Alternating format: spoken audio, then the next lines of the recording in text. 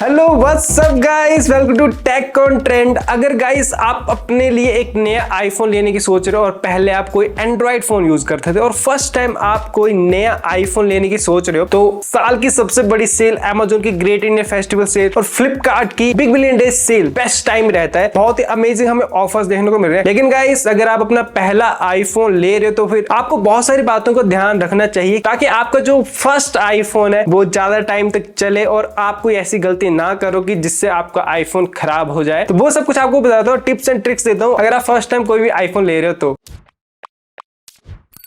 चलिए गाइस, तो सबसे पहले बात करते हैं, अगर आप एक नया आईफोन ले रहे हो तो आपने कुछ ना कुछ तो सोचा होगा कि क्यों मैं आईफोन ले रहा हूँ। देखो यहाँ पर मैं कुछ बात ऐसे करने वाला हूँ कि हो सकता है कि आपको बुरी भी लगे। जैसे मैं एक यूट्यूब क्रिएटर हूँ तो मुझे आईफोन लेना पड़ता है वीडियोस बनाने के लिए, रिव्यू के लिए और कंटेंट क्रिएटर्स के लिए काफी बढ़िया रहता है, क्योंकि आईफोन्स के कैमरे वीडियोस के लिए दी बेस्ट माने जाते हैं और सच्ची में दी बेस्ट परफॉर्मेंस भी देते हैं। और मल्टीमीडिया, डेटा शेयर और वीडियो एडिटिंग, ये सारे काम आईफोन में दी बेस्ट हो जाते हैं। तो मेरा तो मेन रीजन ये था आईफोन का। और आप में से काफी सारे भाइयों को चाहिए होगा आईफोन अच्छा कैमरा के लिए, फोटोज क्लिक करने या फिर अच्छी वीडियोस बनाने के लिए। तो काफी अच्छी बात है कि आईफोन आपको ये सब कुछ देता है। और इसके अलावा एप्पल का इकोसिस्टम काफी बढ़िया है। एप्पल का आईफोन अगर आप लेते हो तो 5 साल की आपको अपडेट्स देखने को मिलती है और एक ट्रस्ट बना रहता है एप्पल के साथ में, क्योंकि आईफोन्स काफी ज्यादा ड्यूरेबल होते हैं। मैंने खुद काफी सारे आईफोन्स का वाटर टेस्ट किया, पानी के अंदर लेके गए, IP67 रेटिंग के साथ में आते हैं और ये पानी में इजीली खराब नहीं होते हैं अगर आपने बाहर सर्विस नहीं करवाई है तो। इसके अलावा और भी काफी सारे रीजंस रहते हैं आईफोन लेने के। और यहाँ पर आईफोन को एक स्टेटस सिंबल की तरह भी माना जाता है। जिसके पास आईफोन हो उसको कहीं ना कहीं इंडिया में तो इस नजर से देखा जाता है कि भाई ये मोटा पैसे वाला बंदा है। बट गाइस यहाँ पर आजकल EMI की ऑप्शन है, तो काफी सारे अपने भाई पैसा होता भी नहीं है फिर भी EMI पर आईफोन ले लेते हैं, तो उनके लिए भी मैं काफी सारी बातें बताऊंगा ताकि आपका कोई नुकसान ना हो। तो देखो गाइस, अगर आप फर्स्ट टाइम आईफोन ले रहे हो आपको सबसे पहले ध्यान रखना है, जब आप अपना अकाउंट क्रिएट करते हो तो आप अपने जीमेल अकाउंट के साथ में भी लिंक कर सकते हो। पर मेरा सजेशन ये रहेगा कि आप एक न्यू एप्पल आईडी जो कि iCloud.com करके आती है वो ही क्रिएट करें, वो ज्यादा अच्छे से वर्क करती है आईफोन्स के साथ में। और अगर आप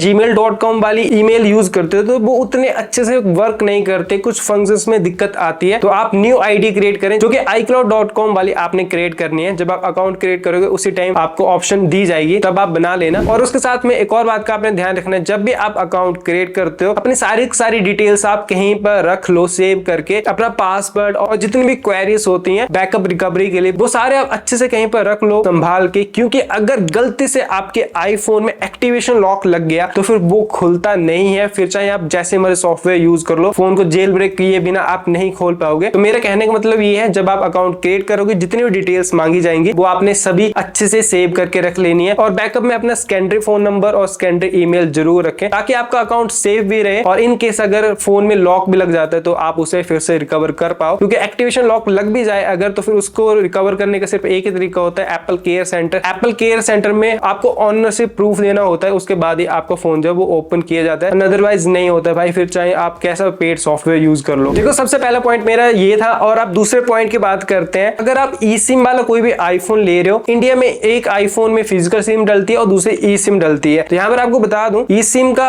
बढ़िया रहता है सीन, बट अगर आप इन फ्यूचर अपने आईफोन को अपग्रेड करोगे तो थोड़ी सी दिक्कत आती है। अगर आपके पास जियो की सिम है, एयरटेल की सिम है, तो काफी इजीली आप जब डेटा ट्रांसफर करोगे अपने पुराने आईफोन से दूसरे आईफोन में तो बहुत इजीली प्रोसेस हो जाती है। और जियो के सिम में थोड़ी सी दिक्कत है, अभी तक भी जियो वालों ने अच्छे से सॉल्व नहीं किया, प्रोसेस थोड़ी सी लंबी चली जाती है, जिसके ऊपर मैं बहुत जल्दी वीडियो भी लेके आ रहा हूँ। तो मेरा कहने का मतलब ये है, अगर आपके पास 2 सिम है, एक जियो की है और दूसरी एयरटेल की है, तो एयरटेल वाली को अपनी ई सिम रखना और जियो की सिम को आप फिजिकल सिम रखना, तो आप ज्यादा फायदे में रहोगे। इसके अलावा इसमें आगे भी आपको बहुत सारी बातें बताने वाला हूँ, लेकिन ये वीडियो स्पॉन्सर की है बाई हटके ने। ये एक क्रोम एक्सटेंशन है, इसके बारे में आपको बताता हूँ, ये आपके काफी काम में आएगा। तो गाइस बाई हटके एक क्रोम एक्सटेंशन है, इसे आप Amazon और फ्लिपकार्ट दोनों में यूज कर सकते हो और सेल के टाइम काफी काम में आएगा। जैसे आप एक्सटेंशन ऐड कर दोगे उसके बाद आप किसी प्रोडक्ट के ऊपर आओगे, जैसे यहाँ पर Amazon के ऊपर मैंने iPhone 13 खोला है तो राइट कॉर्नर पर आपको ये एक्सटेंशन दिख जाएगा। और इसी तरह से ये फ्लिपकार्ट पर भी वर्क करता है। तो यहाँ पर iPhone 14 की आप प्राइस ग्राफ चेक कर सकते हो, मतलब प्राइस हिस्ट्री आप चेक कर सकते हो। लोवेस्ट प्राइस आप देखना चाहते हो कब गया था, कितना गया था, वो सब आपको यहाँ पर पता लग जाएगा। इसके अलावा यहाँ पर आपको एक और ऑप्शन मिलती है, आप प्राइस अलर्ट भी डाल सकते हो। यहाँ पर आप प्राइस डाल सकते हो, फिर उसके बाद जब भी इस प्रोडक्ट का इतना प्राइस आएगा आप यहाँ से सबमिट कर दो तो आपको एक नोटिफिकेशन आ जाएगी। यहाँ पर आपने अपनी ईमेल आईडी डाल देनी है अलर्ट के तौर पर। तो ये एक्सटेंशन काफी काम में है। इसके अलावा यहाँ पर आपको कूपन्स मिल जाते हैं। तो ये है बाय हटके का एक्सटेंशन, इसका लिंक मैंने नीचे डिस्क्रिप्शन में दे दिया है, आप यहाँ से डायरेक्ट इसे ऐड कर सकते हो। चलिए गाइस, एक्सटेंशन के बारे में मैंने आपको बता दिया। अब थर्ड पॉइंट की बात करते हैं। अगर आप एक नए आईफोन यूजर बनने जा रहे हो, देखो जब भी आप आईफोन लेते हो, आईफोन देखो पहले से काफी महंगा होता है। अगर गलती से आईफोन डैमेज हो जाए फिर उसका खर्चा बहुत ज्यादा होता है। अगर बैक पैनल टूट गया तो आपको पता है कितना खर्चा हो जाएगा, डिस्प्ले टूट गई तब आपको पता है कितना खर्चा हो जाएगा, या फिर कैमरा लेंस तक टूट गया तब भी कितना खर्चा हो जाएगा। अगर आप नॉर्मल चेकअप के लिए भी जाते हो एप्पल केयर सेंटर, तब भी आपके 1100-1200 रुपए तो ऐसे लग जाते हैं। तो इसके लिए आपके पास होती है दो ऑप्शन, एक तो आप थर्ड पार्टी इंश्योरेंस करवा लो जिसमें आपको थोड़ी बहुत कवरेज मिल जाती है और फुल पैसा भी रिटर्न नहीं मिलता है। और दूसरी ऑप्शन होती है आपके पास एप्पल केयर, तो वो काफी ज्यादा महंगी आती है। तो अगर आप एप्पल केयर ले सकते हो तो फिर आपके लिए कोई टेंशन की बात नहीं है, आप बिना केस के भी आईफोन यूज कर सकते हो। लेकिन आप ऐसे पर्सन हो कि आपने ईएमआई के ऊपर आईफोन लेके रखा है, एप्पल केयर जैसे सब्सक्रिप्शन नहीं ले सकते या फिर थर्ड पार्टी इंश्योरेंस नहीं करवा सकते हो, तो फिर आपके पास ऑप्शन होती है टेम्पर्ड ग्लास और केसेस की। पर मैं आपको ये जरूर रिकमेंड करना चाहता हूं कि आप अगर आईफोन ले रहे हो तो फिर किसी अच्छी ब्रांड का ही केस यूज करना और किसी अच्छी ब्रांड का ही tempered glass screen protector use करना। तो यहाँ पर मैं आपको दो ब्रांड रिकमेंड कर सकता हूँ जो कि मैं पर्सनली यूज करता हूँ और मुझे काफी ज्यादा ट्रस्ट है। मैंने खुद आईफोन का ड्रॉप टेस्ट किया है, तो मैं आपको दिखा देता हूँ। एक ब्रांड है टोटम, इनके भी केसेस ड्रॉप प्रोटेक्शन के साथ में आते हैं, 10 फीट से भी फोन नीचे गिरता है तब भी आईफोन सेफ रहता है। और दूसरा है हमारा केसटिनो, इनके भी मैंने केसेस रिव्यू किए हैं, ड्रॉप टेस्ट किया है, काफी बढ़िया केसेस है। आपका आईफोन टूटेगा नहीं। अगर आप बाहर से कोई केस ले रहे हो तो उनकी कोई गारंटी नहीं होती है, उनका टेस्ट नहीं किया होता है। और ये जो मैं आपको बता रहा हूँ इनके ऊपर प्रॉपर टेस्टिंग की गई होती है, उसके बाद ये मार्केट में आते हैं और मैंने ऑलरेडी खुद से टेस्ट किए, तो मैं आपको रिकमेंड कर रहा हूँ। तो जहां पर आप इतना महंगा आईफोन ले रहे हो तो थोड़े से पैसे और डाल के बेकार केसेस की जगह बढ़िया ब्रांडेड केस लेना, आपका आईफोन सेफ रहेगा। अगर गलती से आपका आईफोन टूट गया तो फिर आपको भारी फटका लगने वाला है। तो इन केसेस के ऊपर मैंने ऑलरेडी वीडियो बना के रखी है और टेम्पर्ड ग्लास के ऊपर भी, उनका लिंक मैं नीचे डिस्क्रिप्शन में दे दूंगा। वहां पर उन वीडियो में जाके आपको इन केसेस के बाय लिंक भी मिल जाएंगे, आप वहां से परचेज कर लेना अगर आपको ये वाली ऑप्शन बढ़िया लग रही है। अगर आप एप्पल केयर नहीं ले सकते हो तो ये तीन काफी इंपॉर्टेंट बातें थी जो कि मैंने आपको बताई। इसके अलावा गाइस मैं आपको बताना चाहता हूँ आईफोन की बैटरी हेल्थ को लेकर। जब भी आप अपना नया आईफोन लेते हो उसकी बैटरी हेल्थ होती है 100%, पर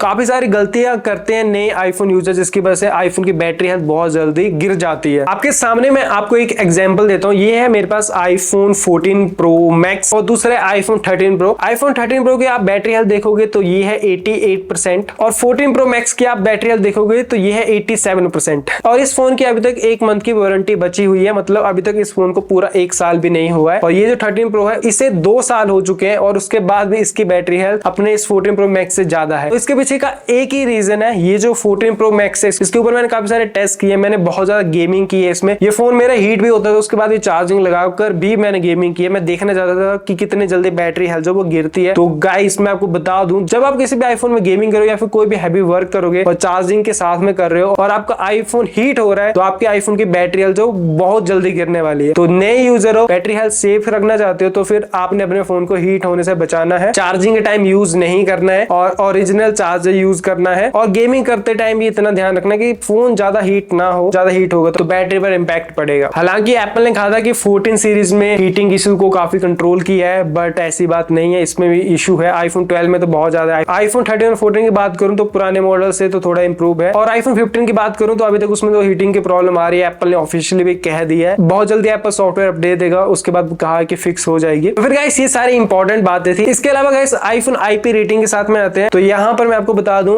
एप्पल इन्हें वाटर रेजिस्टेंस कहता है, वाटर प्रूफ नहीं कहता है। तो फिर आप खुद से पानी के अंदर मत लेके जाना, क्योंकि फोन अगर खराब हो जाता है तो फिर एप्पल आपको इसमें कोई भी क्लेम नहीं देता है। अगर आपको पता है कि आपके पास इतने पैसे अगर खराब ही हो जाता है तो फिर आप रिपेयर करवा सकते हो, तब आप ऐसा रिस्क ले लेना, वरना आप ऐसा रिस्क मत लेना। क्योंकि मैंने बहुत सारे आईफोन्स का वाटर टेस्ट किया है, सभी फोन बढ़िया रहे थे, बट एक बार हमारे साथ भी ऐसा हुआ था। आईफोन 13 में दिक्कत आई थी, आईफोन 13 पानी की वजह से खराब हो गया था। और अभी तक हमने iPhone 11, 12 mini, iPhone 13 pro, iPhone 14 pro max इन सभी का वाटर टेस्ट किया, ये सभी सेफ रहे हैं। सिर्फ एक बार दिक्कत आई थी, तो आपने इस बात का थोड़ा ध्यान रखना है। तो फिर गाइस ये थे कुछ टिप्स नए आईफोन यूजर्स के लिए। और कांग्रेचुलेशन आपके नए आईफोन के लिए। मुझे पता है सेल के टाइम आप आईफोन लेने वाले हो और एप्पल प्रोडक्ट्स के रिलेटेड आपको और भी बहुत सारी वीडियोस इस चैनल के ऊपर मिलती रहेंगी और आप आपके काम की वीडियोस ऑलरेडी इस चैनल पर है, तो उन्हें आप जरूर से देख लेना। और जितने इंपॉर्टेंट लिंक्स है वो मैंने नीचे डिस्क्रिप्शन में दे दिए हैं। अब मैं मिलता हूं आपके साथ किसी और वीडियो में। Love you all guys, take care and bye bye.